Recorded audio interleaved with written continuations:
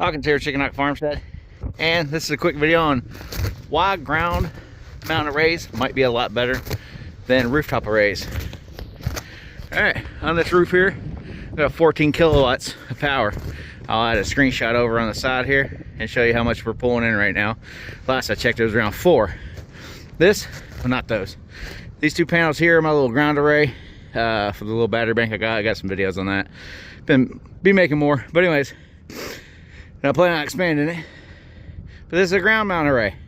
What's the big difference? Well, it's snowing, so it ain't getting no sun up there, ain't getting none down here. But these I can come out with,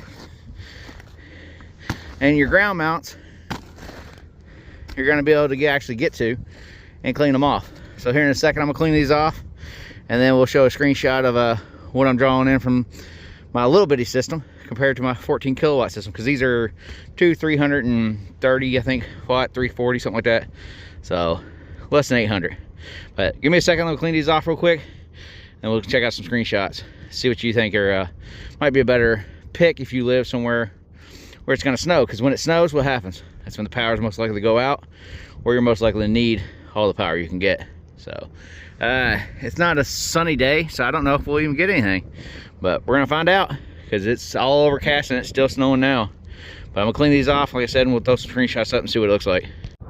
All right, got these panels about 50% clean. Some of that's frozen on there, and I'm just gonna go see how much power we're pulling off this versus the other way. Let's check it out. So yeah, I just checked it out, and like I said, you'll see the data on the screen and stuff. My 14K system on the roof, which is completely covered, of course. I'm pulling like 4 watts. I think for the day, it's what time is it? It's 11 o'clock. We pulled I think it said 12 watts or something, I don't know.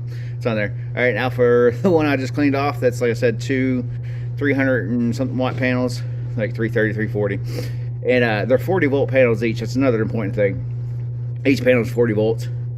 I got them in series, correct me if I'm wrong. They're switched together to double the voltage, and so they can put out up to 80, 90 volts. And my charge controller goes up to 100. The reason why I did that is because my charge controller only does 30 amps, so it's only 700 something. So it's almost maxed out at the 2 panels, but you never get your full potential. So I need to add, I need at least 3 panels. If I do 3 panels though, and they're all in parallel, the problem is my voltage, like right now, you know, you need a certain amount of voltage. I think it's around 30 or 40 for that thing to, you know, my charge controller even to do anything. So by doubling the voltage and getting it up to 80 or 90, like you can see in the screenshot, it is, I'll try to circle or something. The voltage for the panels though is like, I think 60 right now. So because the two are merged, it's high enough that it's actually it's gonna charge the battery, even if it's only a little bit of wattage. But if I had them all in parallel, the voltage would be, you know, below what the charge controller needed to actually charge. So it benefits me to go ahead and just use 4 panels, 2 in series, and then in parallel, of course, coming in. So that way I'm over paneled, because like I said, cloudy days, gloomy days, things like that, so I can get my full potential. Plus you're never going to get, I'll never get 350 watts or 330 watts or whatever out of those panels each. So we're not going to max them out. I'm lucky to get half, you know, because they're not perfect sun angles, it's not perfect wire, you get what I'm saying. So anyways, there are big advantages to go ahead and up your voltage, even if you don't need to, because of the wire size. Because I think it's 10 gauge wire on that, and that's what standard with the cords I ordered and stuff, and it's what I try to use most of the time. And the amperage for the 10 gauge wire and the length and stuff, it's not even close to losing voltage or being too much.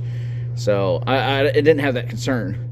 But the up in the amps, or up in the volts, does lower the amps, so that does help some on that end of it. But on the other end, when you have shadier days, you keep your voltage up so your charge controller keeps working. Because nothing sucks more than pulling in some wattage, but you don't have enough voltage for your charge controller to give the wattage to your battery. All right, so if you're still here, appreciate it, because that was a lot. But like, share, and subscribe. Have a good one.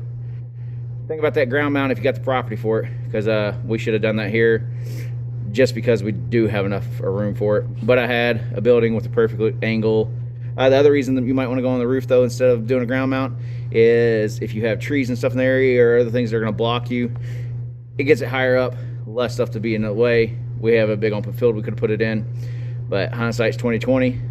Plus it does take up some real estate. But I have seen too where people use ground arrays and then make like animal lean-tos and stuff and storage spaces underneath. You know, you're doubling down, you're getting a roof cover basically on the ground mount, right? So you're getting, not only are you getting that solar with the ground mount nice and low, but you got a little lean-to or a little place you can store stuff if you do it right. All right, that's it. Like, share, and subscribe. Have a good one.